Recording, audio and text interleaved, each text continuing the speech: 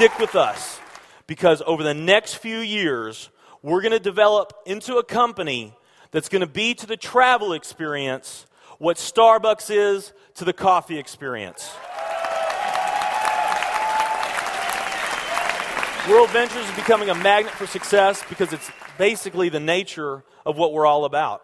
It's hard to believe how much ground we've covered in such a short period of time. You know, in our first year, we did about 15 million in sales, which is, pretty impressive for any young company.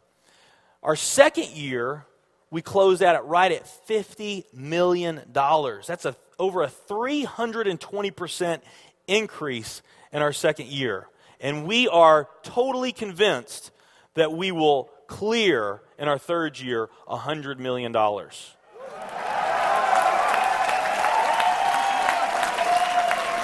that's only our third year.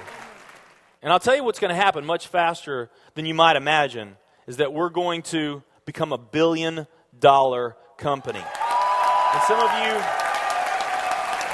of you, especially the people newer to our company, you might find that hard to believe, or you think, it's pretty outrageous goal. If you've really taken the time and you've studied companies that have achieved that level of success, what you found is that it's rare that a company that invents a brand new product or introduces into a brand new product segment has that type of success. It does happen, but it's rare.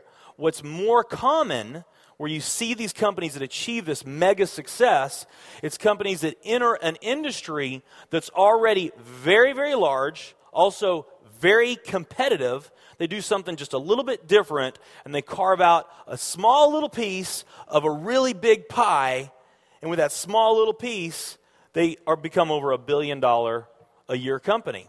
A great example of that is Cheesecake Factory. I mean, we all know how competitive and how big the restaurant business is. And Cheesecake Factory, they're not doing something that much different than everybody else. They're doing things just a little bit different. But they are a super success in business today. One of my favorite examples is Starbucks. I mean, how long has the coffee industry been around, and how big is the coffee industry? Okay, I mean, how many companies sell coffee? Starbucks, doing it just a little bit different, they carved out their piece, and now they're a multi-billion-dollar company. And I got a little demonstration that I want to show you that I think is kind of fun. The coffee industry is $100 billion. So $100 billion every year is spent around the world on coffee. Each one of these gumballs represents $1 billion in annual sales. There's 100 gumballs in here.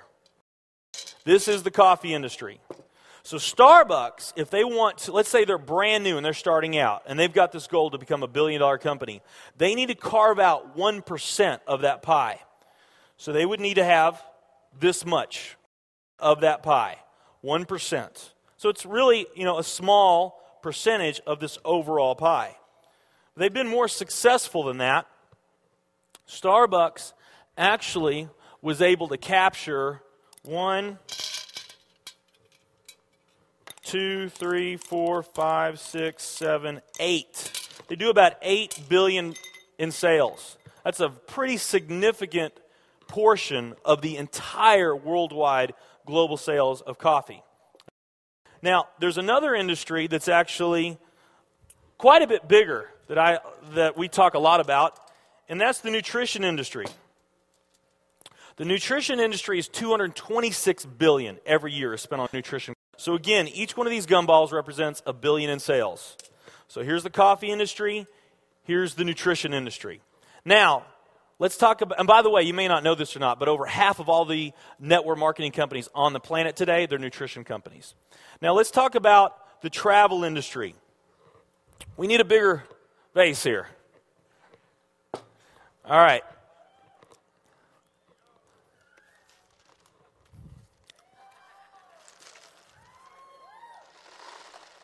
Here's the travel industry.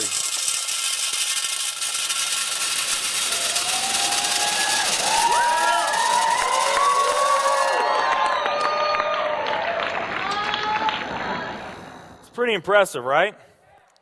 Well, it doesn't stop there.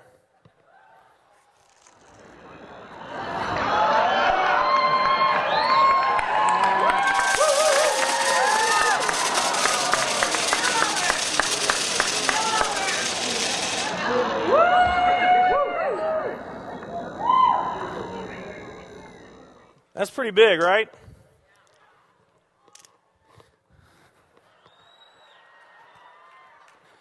There's more.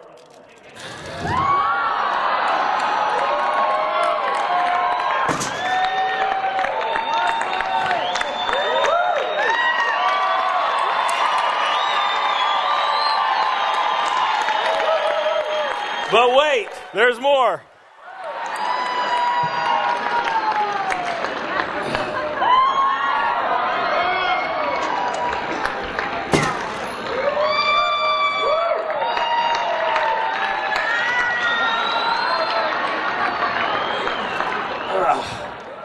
Getting my workout in.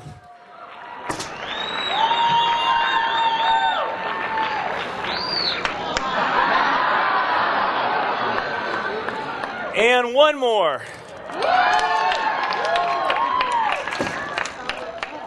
All right.